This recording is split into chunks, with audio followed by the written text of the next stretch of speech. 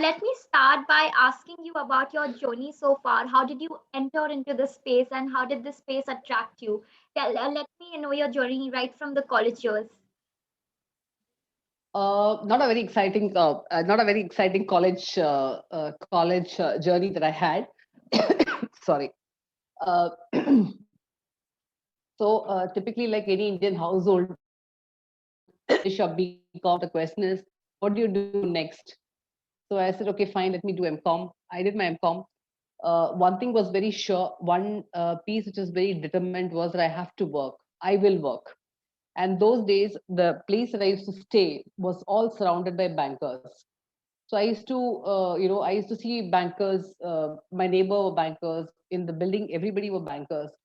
So not like today, where the exposure to the social world was very high, or where you met up with a lot of people. Nothing of those kinds. Very typical Indian household where you kind of it's only studies and not beyond that anything else, and Yeah. reading. So therefore the concept of becoming a banker was there in my mind. So it was I was more or less determined that I would be a banker.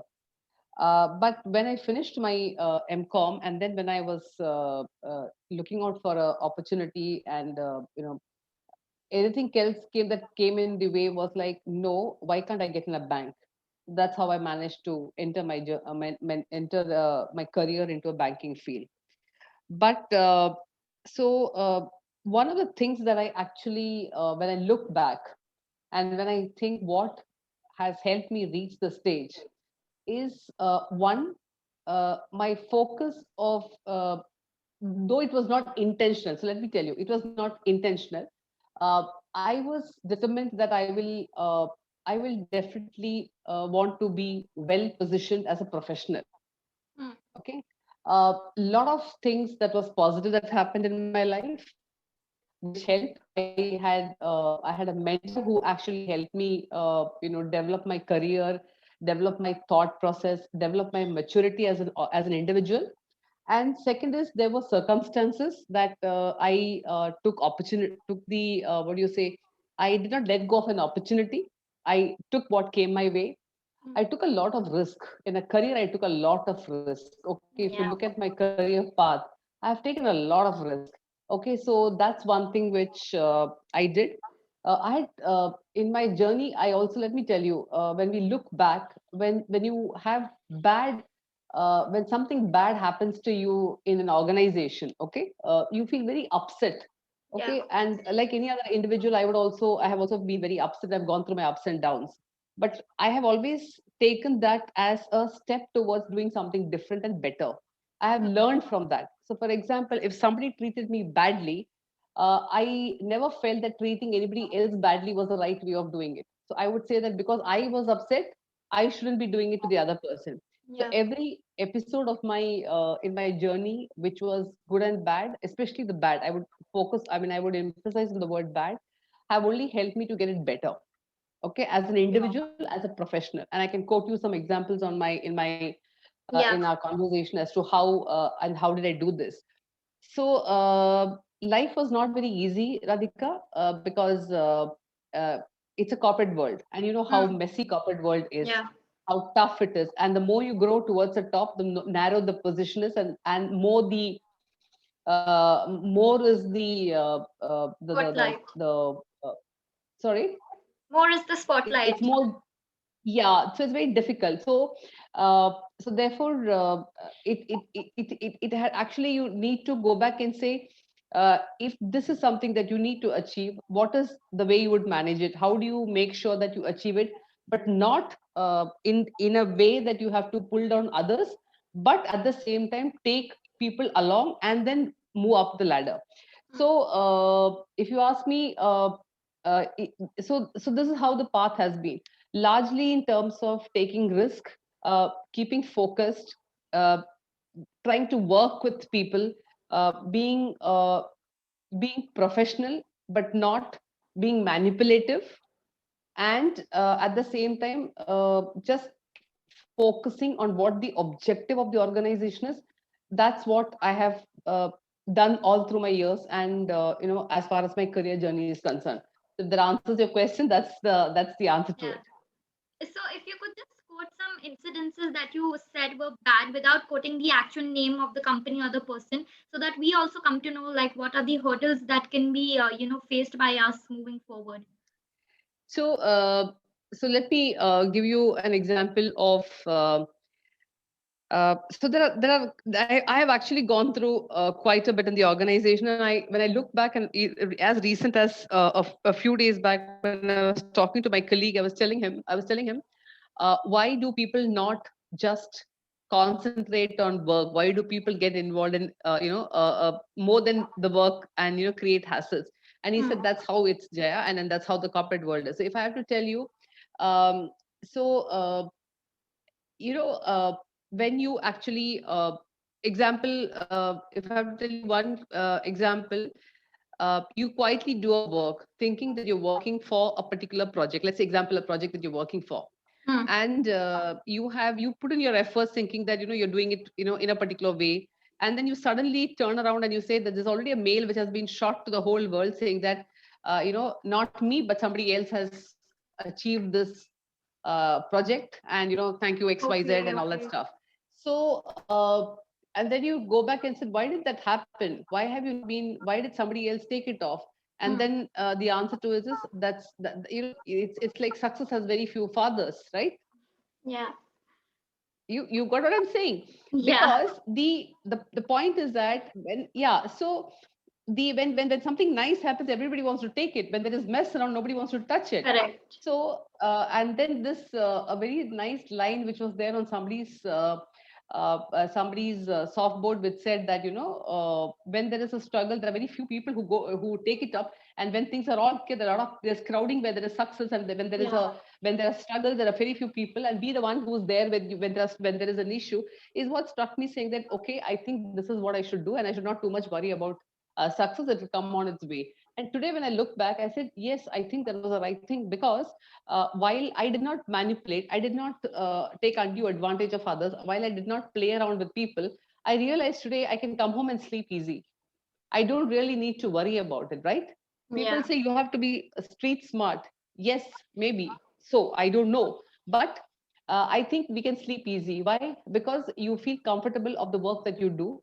You feel comfortable that you have delivered what you want. There may be some of those days where you feel, why did somebody speak against you in a particular manner? But then you should just let go of it, because you don't need to be among them, right? You need to be a person who actually has to be quite true to yourself and true to the organization that you're working for. Yeah. So so I've seen people taking away credit right under my nose. And but there's the other piece which I want to kind of share on the table is, Yeah. uh, the if even if anybody steals away the credit from you, actual product, actual outcome, actual implementation, only the other person wouldn't know. So the Right. other person will fail when somebody asks you, how do you do it, right? So Yes. the person themselves will fail over there. So that's Hmm. something which I was told by my mentor, don't worry too much about why, if somebody takes away, that person will not last very long, because the person wouldn't even know how it is done. Yeah. So I said, True. okay. So one of the things, Radhika, is which I also feel is very critical for youngsters, and especially women who are there working. You need to actually find a good mentor for yourself. Yeah. Mentor is very, very important, and that's something that has helped me a lot in my life, not only just career wise, but even personally also. And that's Right. how I have come up the curve of my career. Right, right. Of course. I mean, the youth mind is so fragile that they can be carried away and get influenced by any Yes, malicious activity happening in the yes, organization. It's very important to balance it out with somebody good. So, not, absolutely. yeah. So, for kids also, it's said that even if you're a 5-year-old kid, you go to a school where you have a good company of people so that you shape up well. Absolutely. So, yeah, I totally agree to your point. So, how did Indostar happen to you? Why did you choose this company and how did you acquire this position that you are in today? So I have been in the leadership position, Radhika, for the last 10 years. And my expertise has been largely in the area of financial banking, operations, technology, digital, and customer service. That's been my forte completely. So Okay. all my 27 years of my working career, I have always worked in these four functions. either as a combination or as an independent or as an individually. Hmm. So if you actually, take me from somewhere and say, here is your financial services, these are financial services and this is a plain slate, please set it up grounds up. I can set it up because that's how I have been always part of a grounds up development. Yeah. So, I have always worked in setting up, and that's been my forte all along. When in the pandemic and for personal reasons, obviously, I had to move out of my earlier organizations as from the earlier organization, and I landed up in Bombay, and that's where I am. So I was in Bangalore for my earlier career, and it so happened that I was just thinking, what should I do next? What should I do next? And I was keenly working a lot with some of the consultants on the impact investment Yeah. investing piece, and that's something that I was keen on doing. And then there was this Indostar opportunity when I was approached by someone from Indostar, and I was asked whether I would be, keen to take up this position. And when we spoke, the conversation was, it's an organization which is moving from a corporate lending to a retail lending, needs to kind of grow, X times the business. It needs to kind of make a digital platform available for lending. They're looking at moving the numbers and the AUM under Yeah. in a big way. And so the whole thing fell into terms of, hey, this is what I was doing. Why don't I just kind of take it up? Yeah. And it just, I actually got interviewed in pandemic. I joined in pandemic, and I worked with the organization for almost 4 months in pandemic before we actually, I met even my CEO only in the month of November. Okay. So that's it was our, and I'm enjoying my job. Okay, so how does this hiring happens at a senior level, wherein somebody approaches you, and then how do you decide, on what parameters do you decide to shift from your original job, and what is the kind of assignment at that stage that you get? Like you said, they explained you that they want to expand their AUM, they want to make a digital footprint. So how do you implement those kind of changes into your system, and how do you convince them that I can take this up? So one is they approach you because you have an experience and you have a background. Yeah. Second is that they do a lot of reference checks whether the person is capable of doing it. Third is obviously the interaction that you have, and they kind of assess whether you have been, see, at a leadership level. No, Radhika, it's more to do with people management. Would you Right. be able to handle a large response? Because at a leadership level, you don't go and do the work, right? You have to Hmm. get work done from the team members and from the Correct. colleagues. You need collaboration, you need to have coordination, you need to have maturity. You can't, and especially in the case of a digital, everybody wants to be digital, but does people know what digital is all about? How do you go Hmm. about becoming digital? So what is priority for you is not priority for me. Okay, so in any organization, sales is a very critical piece, and has a great priority. Other functions are called as support functions, right? But I refuse to call any of my functions as support functions, and that's been right from the beginning. I always say that operations, technology, and customer service are extended arm of business. If Yes. one is, if what does support mean? It's a word saying that, okay, fine, it's a back office function, it's a back office. No, it's not a back office function. If Yeah. sales has to succeed, you need to have operations, you need to have a strong technology, you need to have a strong customer service. Will each of them survive independently? They will not survive independently. Will each of them survive on its, if each of them decide to do things on their own, will it survive? No, it will not survive Hmm. unless and until all of them are very coordinated. So when you are in a conversation with the board, with the CEO and all that, they see how much of understanding you have of the role, and the role that you need to do, based on which they kind of either take you, or they say you're not okay for it. All these is a combination. One is your conversation with them. Second is the feedback from the other organization. Third is the ref checks that are done. So all put together is when you kind of decide. The that's for the organization. For an individual, when you have to decide, is it something that you want to do?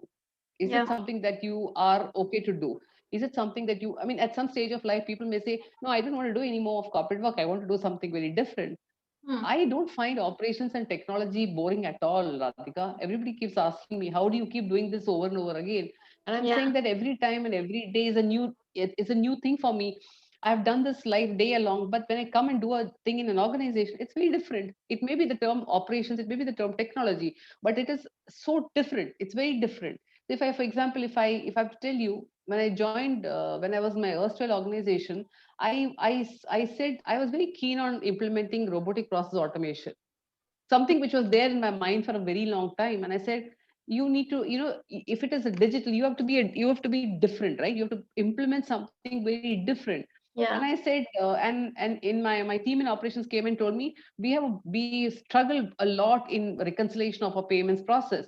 And I said, there, that's a process we should look at doing the robotic process automation. And we then finally did a lot of POC and we found a implementation partner. We implemented, we managed to convert the entire payment process through a robotic process automation. So when I did that, I was like, okay, now this is something that is very new and we have Yeah. implemented it. So when I joined, so if you look at my journey, each of my organizations, I've done something very different. In ICICI Bank, obviously, it was a very different story. Everything was like ICICI Bank could give you complete freedom to do anything, whatever you Hmm. wanted, because ICICI Bank was growing at that time. They were also expanding, so they were quite very supportive in terms of the project. So we have done phenomenal projects, which I think I have been very lucky to have my experience and stint in ICICI Bank those days. I don't know whether you would. I would want to kind of share one experience of mine with ICICI Bank of Yes. with you in terms of the way I've done. So as I was mentioning the other day to someone, I have a very innovative mind. Okay, and therefore I every time I do join an organization, one thing that comes in my mind is what do I do innovative in this organization so that people think and remember you saying that this is something that was brought in by X person in the organization. Yeah. And I've been able to do that time and again. So when I was in ICICI Bank, I you know at that point of time, Madhvi Puri Butch, in a meeting, she came and told, she showed us one picture of just a picture where it was very crowded, and she said, please guess this place. And all Hmm. of us had a lot of ideas saying that, okay, there's a wedding hall, there's a function, and all that. And then she kind of showed us the next slide, and it was ICICI Bank of Vellore branch. Okay. Now, sorry, Salem branch. So she said, this is how the branch is. This is just 10 o'clock in the morning, and see how packed and crowded it is. We can't keep managing our branches like this. And why was it crowded? Because 10, when the branch opens, people just rush in to deposit cash. So she said, we have to find out a different method of managing this. Yeah.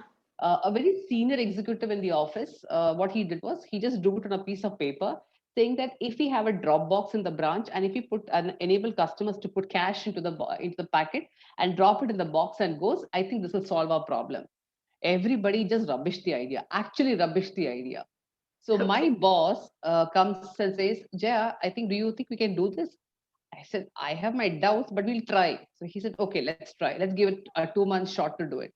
So right from understanding cash, understanding like how you can manage to tell the customers to put the cash in a packet, how will the cash be taken to the back office? How will you make sure that there is proper cameras to ensure that the packets are opened and the customers and the cash gets counted, it gets the customer's account gets credited and the customer. So this is a whole process. So we did the whole process, we did the full understanding. We managed to create covers and ensure that we did a full run through of the process. We Yeah. reached Salem on 24th of January, and we decided to implement, and we kind of told the staff, and the staff looked at us very strangely and said, do you think this will work over here? We said, we'll try. If it doesn't work, we'll pull back. I said, okay.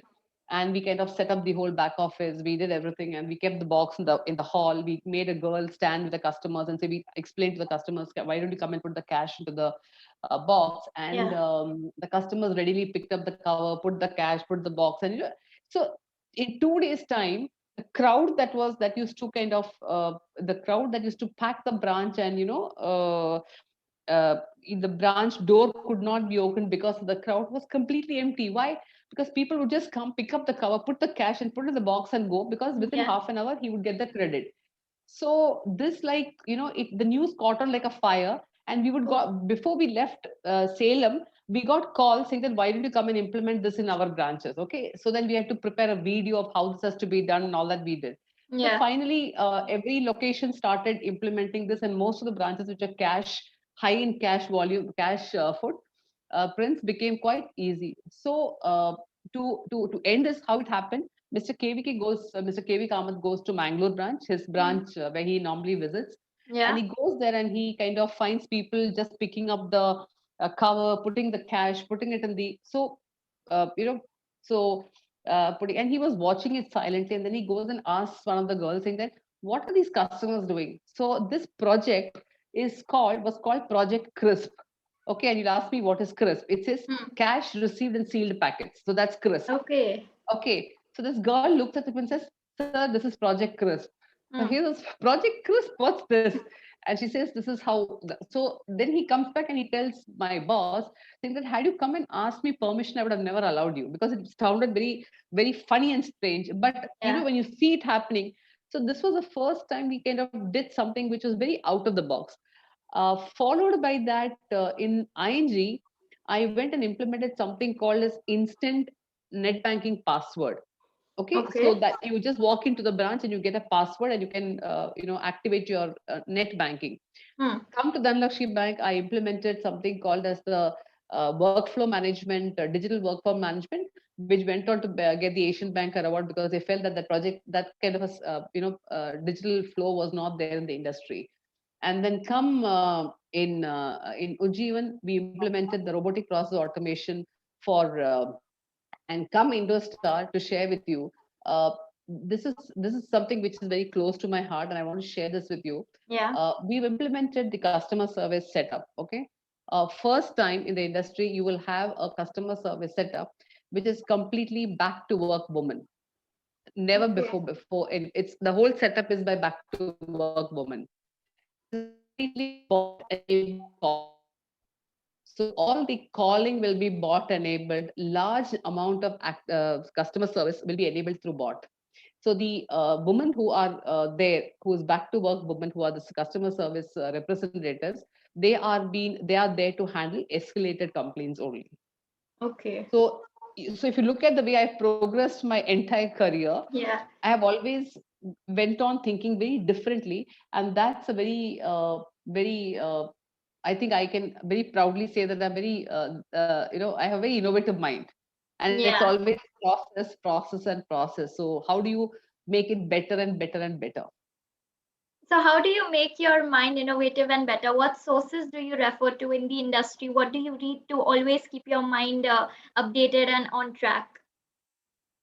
So one is since you're in the financial industry and since you're also at a senior leadership position, you Yeah. always need to ensure that what is that you can do different in your setup.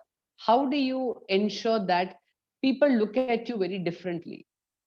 See, what happens, Radhika, is when you are a leader, okay, you will have people look up to you, saying that how you have to make sure that people look at to you in terms of value add. You need to add value to your team, you need to add value to the organization that you work for, and that's very critical as a leader, because that's where you will keep yourself very different from the others. Yeah. Now when you come to when you think updated yourself, one is obviously when you're in the digital sphere, you have to keep yourself very updated about what's happening in the market, what is happening in the industry, and what is happening in the world. What is the best way? Because all of it does not come that easily, right? Yeah. Everything comes with its cost. So when you go and tell your CEO singer, okay, you want to implement something, the first question you ask you, how much will it cost you, right? If I'm Yeah. going to spend you X amount, how much is going to give me return, right? So when I go to him, it has to be make sure that I have to have my pluses and minuses and everything in place before I go to him and say, okay, I'm going to spend X, therefore I'll give you Y, right? So that's very important. So you need to make sure that what is the best for the industry, best for the organization, how is it going to add value to the organization, how is it going to increase business, because ultimately the bottom line is very important. So therefore that's very critical. So Yeah. you need to make sure that anything that you look at the organ. Second is there is, every time there is a change, Radhika, there is always this stir of uncertainty that keeps coming in the minds of people. You need to actually make sure that they're comfortable. You can't keep, Yeah. you can't say, okay, I will do this digital sphere, and then suddenly you'll have people coming up in revolt saying that, no, we would not, because digital, everybody thinks digital means I lose my job. That's not how it is. It's about Yeah. skilling. It's about bringing new skill in the system. Right. So transformation is not easy. Transformation is difficult. Transformation has to be along with people. So therefore, more than one is information and knowing, and of course, I have a lot of, I keep myself connected with a lot of fintechs. Correct. I am in a lot of groups which I there's a value sharing, knowledge sharing that happens, conversation that happens. I meet up with people. I talk to people. I talk to see. So when we try and evaluate, one good thing you should always remember is you should meet up with a lot of fintech guys, because not necessarily you may want to do work with everybody, but Hmm. there are a lot of learnings that you do with them. They give Yeah. you a lot of learning on the table. So every time you meet up with people, there is something different that comes to you from them. So Hmm. that's a big, huge learning curve in our life we have, right? So you cannot Correct. afford to miss it at all. So that's Yeah. how I keep myself on, in the thick of things that happens. Yeah. And you also said that KV Kamath said that he wouldn't have let you implement that project Crisp had he not seen it in actual. So, do you think Well at said. times you need to take that risk of just going forward and putting everything into place before pitching the idea? Uh, so, uh, so let me tell you, there are two parts to it. One is uh, pre 2000, I think 2005, pre 2005. The concept of cybersecurity risk and all was not that very high. People did Hmm. take, we did all these projects and we could do a POC. We could say, okay, fine. And ICICI Bank that way was very flexible. They would say that try the project. If it doesn't work, pull it back. Okay. Yeah. Now things are very different because of all kind of security, all kind of threats that are happening, the data privacy and systems and all that. So now if you want to implement a project, actually you have to go through a proper rigor. You need to actually have a concept. You need to have the entire how do you take care of your entire the process, the risk, the security, the audit, the compliance, and then you present the idea and say, okay, fine, this is what I would like to do, and then if you go ahead and present it. That is a formal, if I have to tell you, it's a very formal corporate way. But the other piece, which is a very human factor, let me tell you, uh, it's a and I've noticed it in every organization that I've worked. Digital transformation has never been an easy any change. Now it's more and more digital, Yeah. but change has never been an easy go anywhere, because every time you try to change, there is this somewhere at the back of the mind thought process by everybody. Is she doing it because there's a hidden agenda on that? Is she gaining something out of it? Is Yeah. it something which once it is implemented, I will lose my importance and priority and my job? So that mindset transformation is the biggest challenge any leader will have. And I can't tell you, I have time and again gone through this rigor. The amount of time of implementation is very, very less. The Hmm. amount to spend on making sure people understand why you're doing it, and the outcome, typically what is in it for me, kind of answering that Yeah. has to be done, is the biggest challenge that I have ever faced all the time.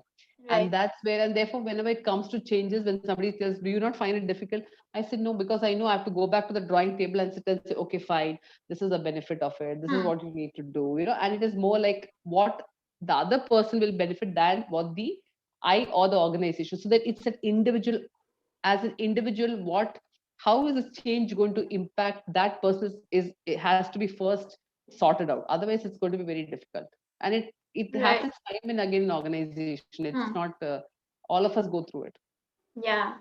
And after gaining so much of experience and insights as to how to deal with people, how to handle the operations, many people actually go on to become individual consultants in their own in their own particular field. So did that idea not come to you also, like you should become an independent operations consultant, or you should have something of your own, or did you want to work only in the corporate banking firm?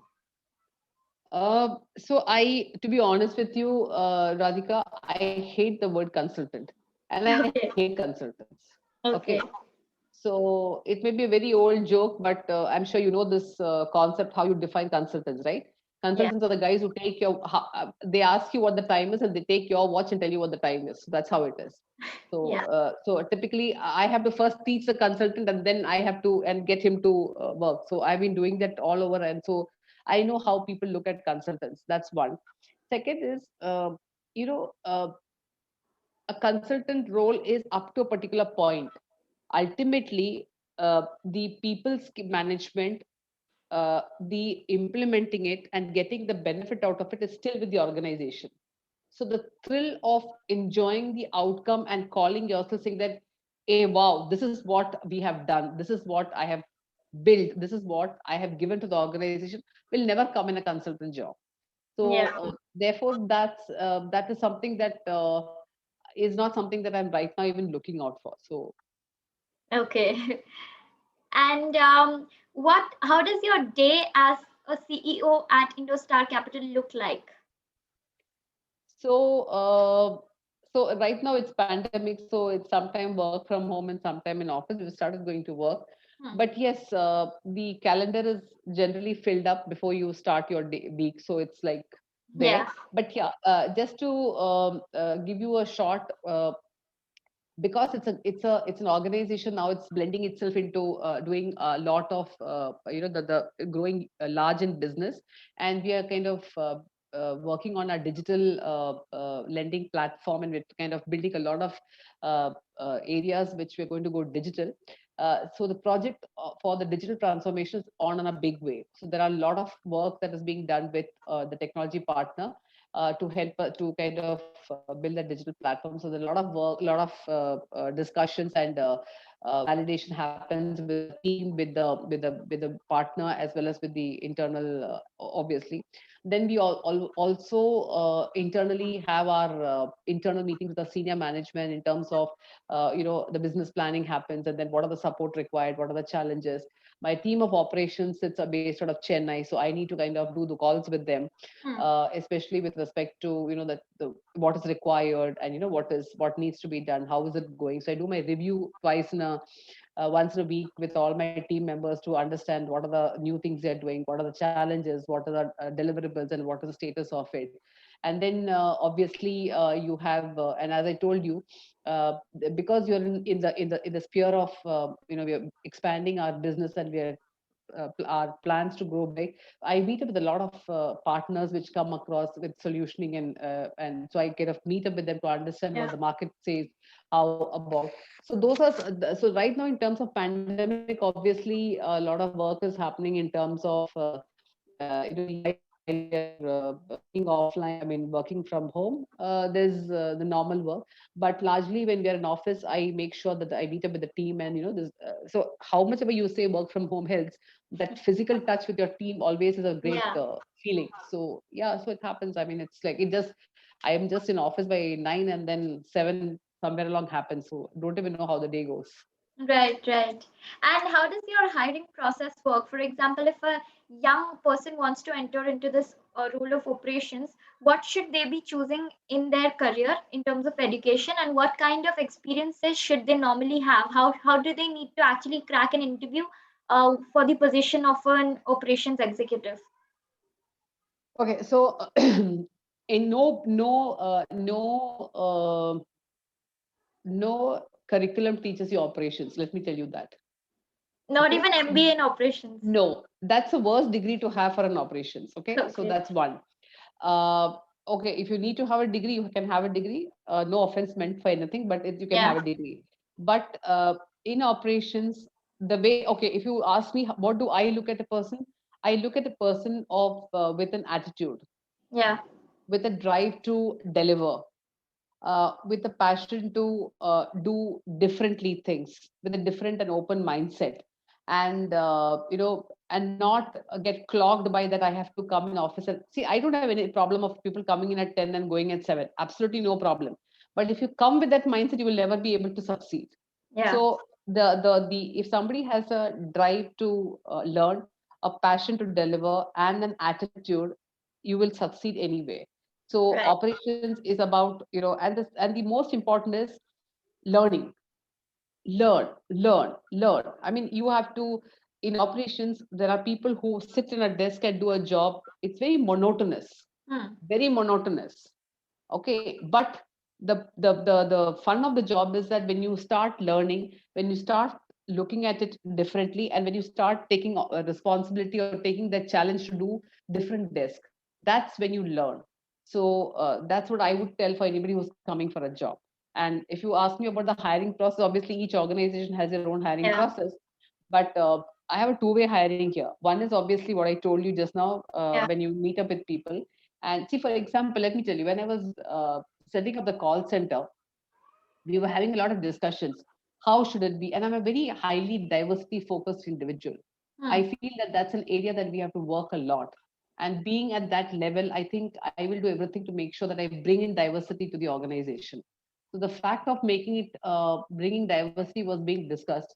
And this came into my mind saying that, why don't we bring in back to work women? Why don't we bring in people who want to come back to work after a long break? Who Yeah. gives them a chance? If I don't give them a chance, who else will give them a chance? Hmm. And that's how I so all the women who have come here, if you meet up with my team, they're people who actually are quite passionate about work, must have quit work because of personal reasons and wanted to come back to work, and are very happy. So two of them have not even done financial services, but they are doing extremely well in the last 4 months that we have brought them on board. Hmm. So I did not go for an MBA, I did not go for a financial services. I went for Yeah. people who I knew would value this job given to them, and they're doing Right. extremely well. Right. Correct. So I'm also looking yeah. at the inter. I also look at interns. I look at, and especially the technology team.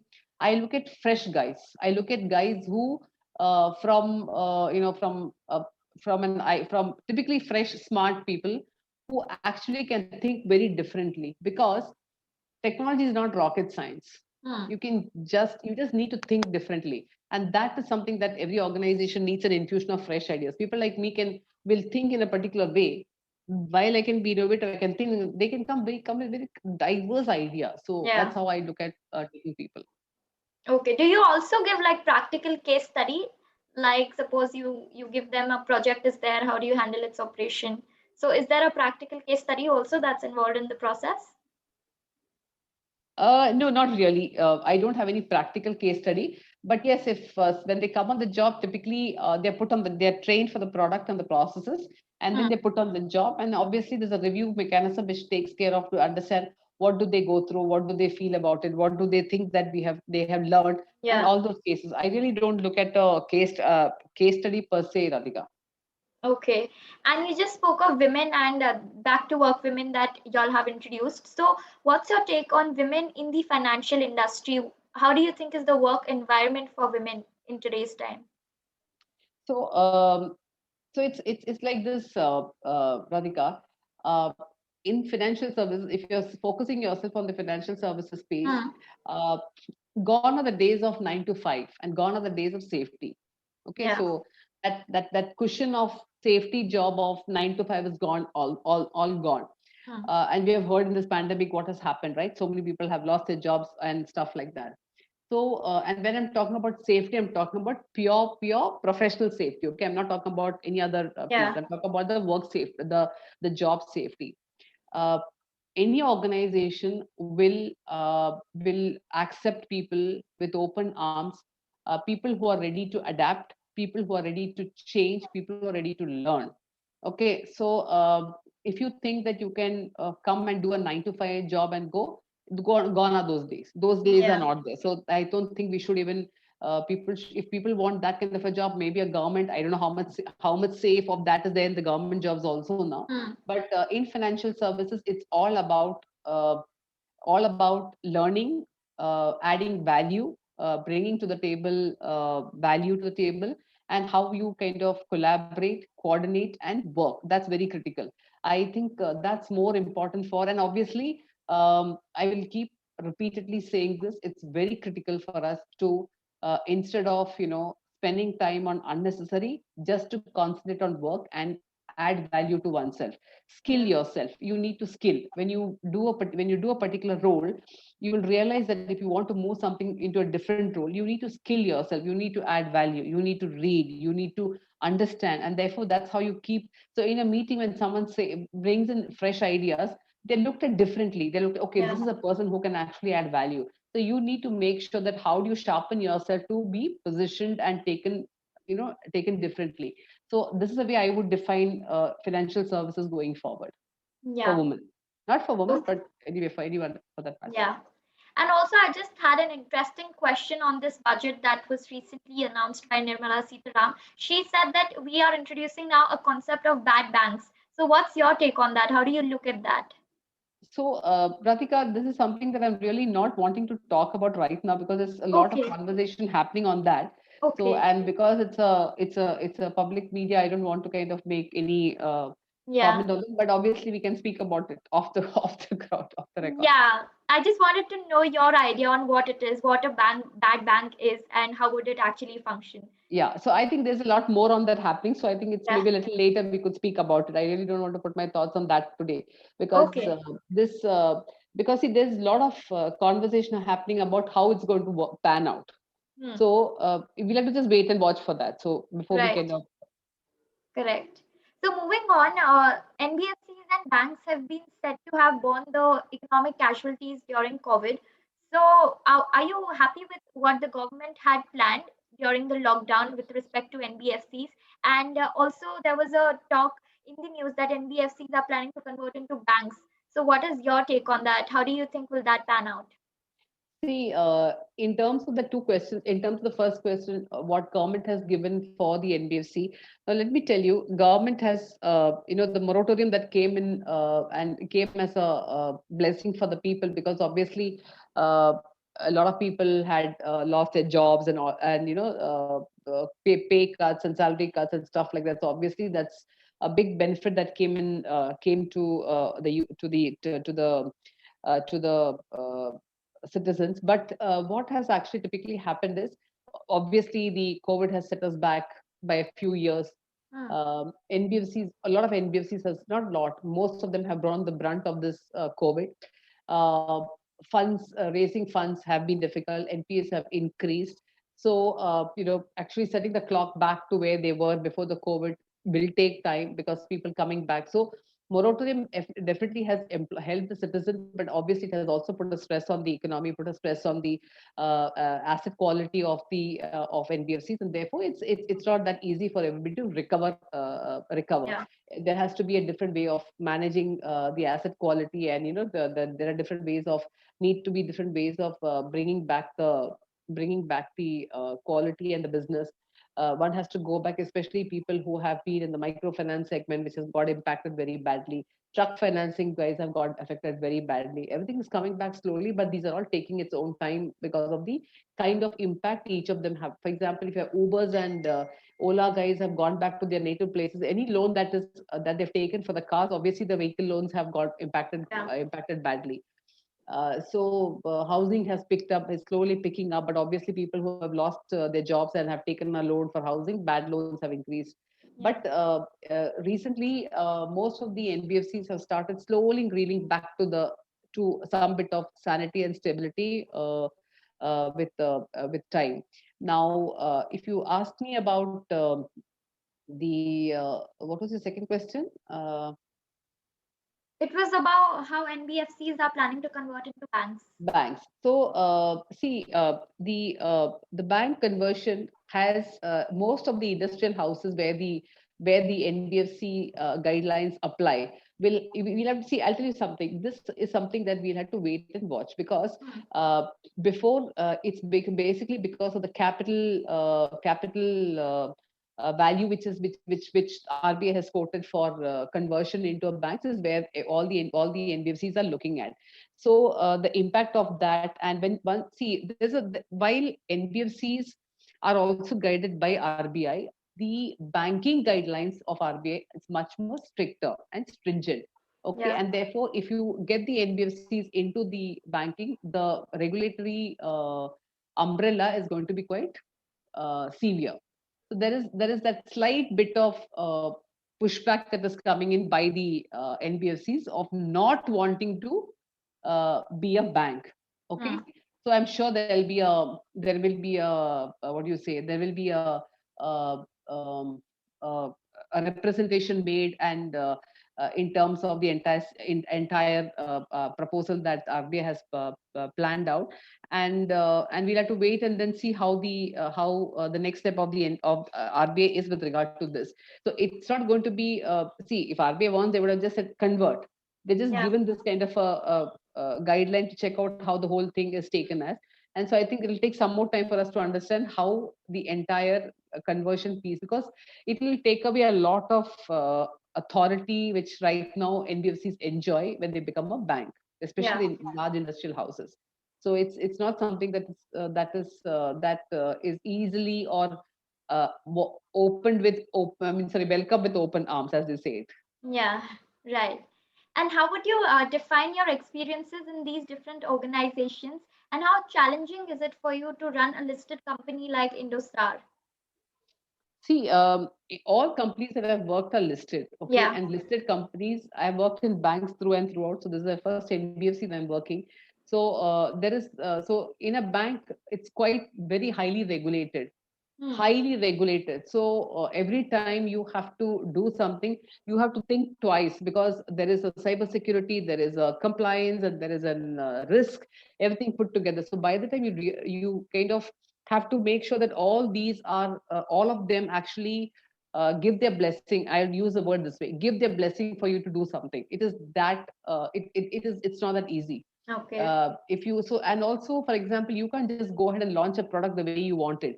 There are specific committees that is prescribed by RBI. You have to adhere to the guidelines. You have to make sure the things are in that order. When you do a technology, you have to make sure that it actually goes to the rigor of the the CISO's sign off. It's not very easy. So it has its own challenges and it has its own. But yeah, I mean, obviously RBI has come out with all these over a period of time, because I've seen it right from ICICI Bank days, how easy it was to launch a product to right now, how difficult it is to get going on stuff. Whereas in an Yeah. NBFC, while we are regulated, it's not that highly and complex as it is in in a bank, Hmm. because there are a lot of that it doesn't have that high rigor as it is in a bank, right? So, like for example, I know how the erstwhile organization of mine, we were trying to do a digital lending project, and as we speak today, it's still not done. But I have started doing a digital lending project when I joined, which was in October. We started in June. We'll be already on implementation. Hmm. We are on track, so we don't see a struggle.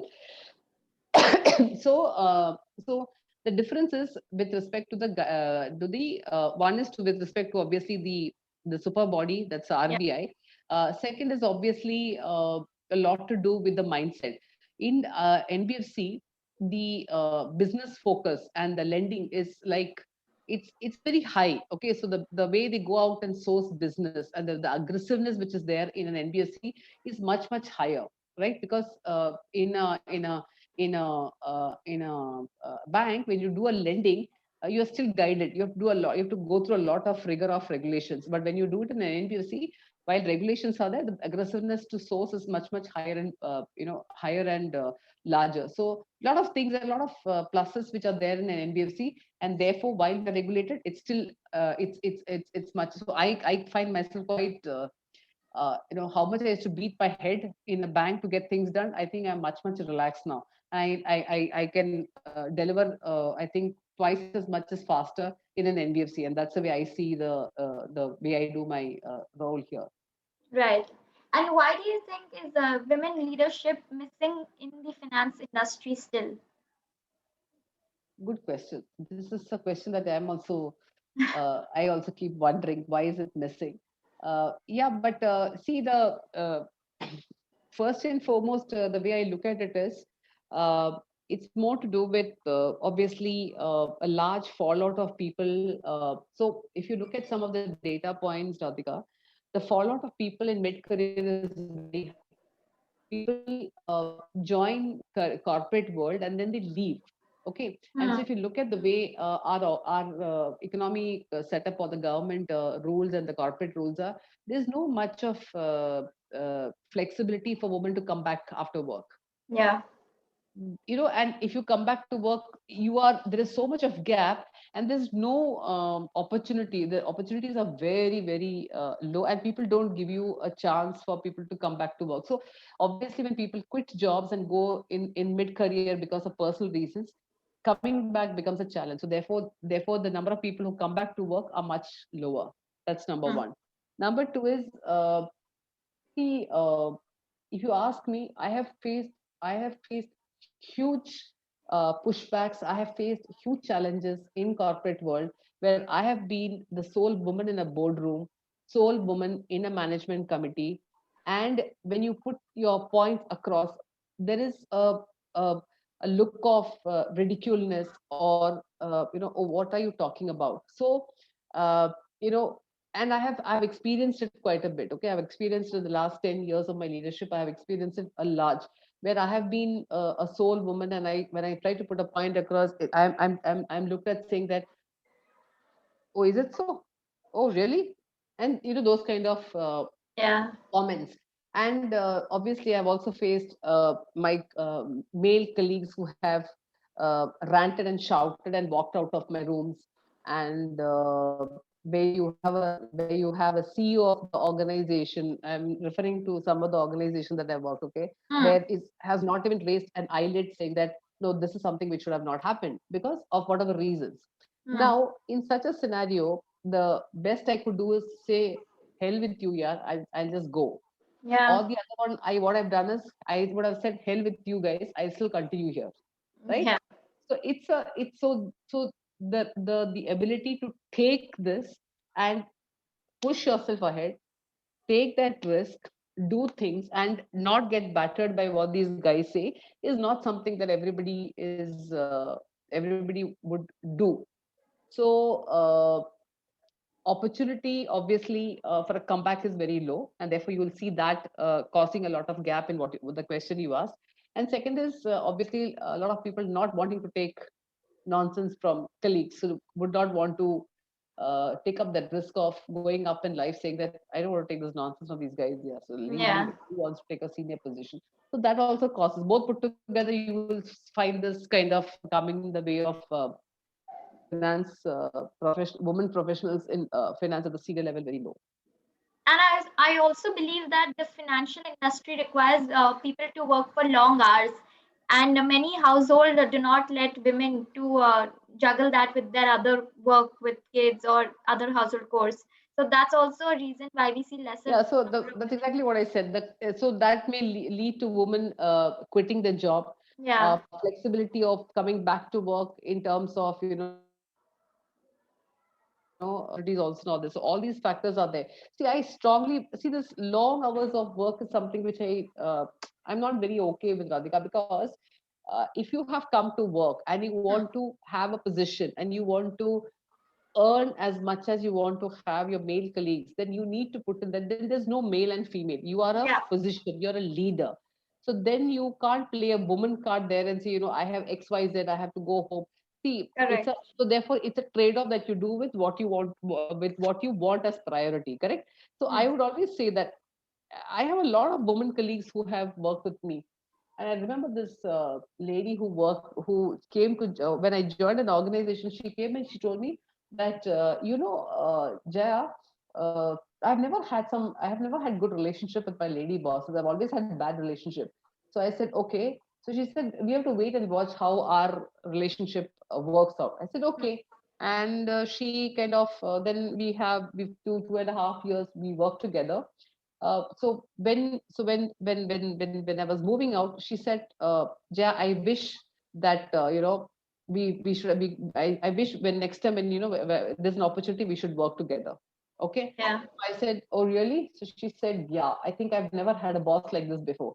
So I said, but do you remember what conversation you had with me at uh, had 2 years back? She said, yeah, I remember the conversation I had with you.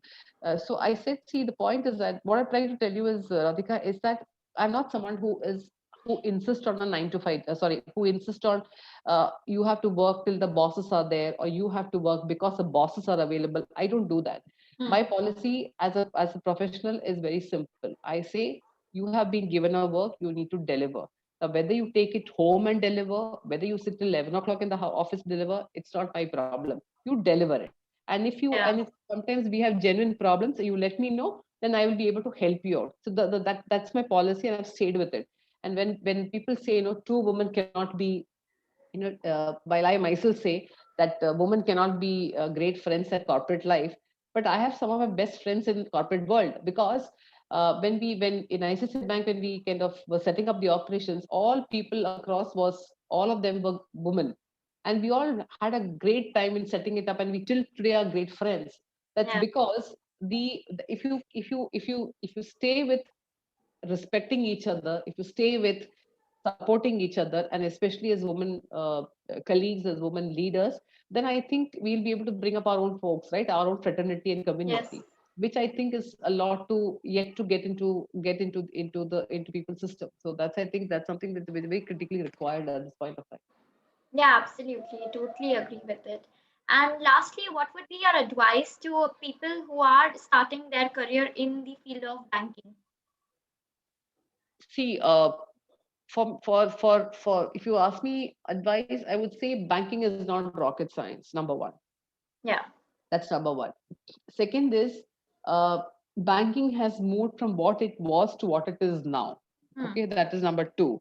Number three is, whether it is banking, whether it is any other financial services, my only request to all of them will be is that you need to you need to understand what the market is looking out for. You need to understand how there are, and very critically, I would also make one more request to all of them. There are Hmm. some skills in banking which are very, very skill based. Okay, like for example, if you look at the risk area, they're very skill based. If you look at the security, system security, they're very skill based, and they're very highly in demand. Okay, and these are people who actually can. So banking is not about the debit and credit and the ledger right now anymore. Yeah. That's all driven by systems, and that's all driven by technology. So Hmm. there's nothing. But there are areas of a skill that is required, and which is very much in demand, and it's something which is highly, what do you say, value, as well as in terms of role, in terms of pay, in terms of demand. And people should actually not just join bank just for the sake of joining a bank, but actually evaluate what do you want to do in a banking services before you actually join an organization. So that is very critical. I too joined bank because everybody around me was in a banking Yeah. so therefore I also joined a bank. But once I entered it, and when I started realizing my core interest and skills, so then I completely focused in that space of operations and technology, and that's how I then kind of specialized in that area. And today I can, I am sure I'm one of the I can proudly say that I'm one of the best in the industry as far as the space of banking operations and technology is concerned. But Yeah. people need to actually define what they want in that space. Then that's very critical, and not just get into banking because it's maybe paid, or maybe it's a easy job. It's no more an easy job. Yeah. So let me keep that also clear. Yeah, I mean, the right focus will definitely help you get right results. Otherwise, there are many Yeah, paths and routes where you can get lost. So, yes, yeah, that's what you absolutely. said. Yeah, thank you so much, Jaya, for taking time out today. And I really love the examples that you gave throughout that helped me relate to everything that you were saying. So, thank you so much for sharing each one of your experience. Thank you so much, Radhika. I think it was a pleasure. Sorry for dealing it for so long, but it's a pleasure. No, no Look forward worries. to seeing you. Yeah, it was worth the wait, I would say. Thank you so much. Thank you. Bye bye. Thank you.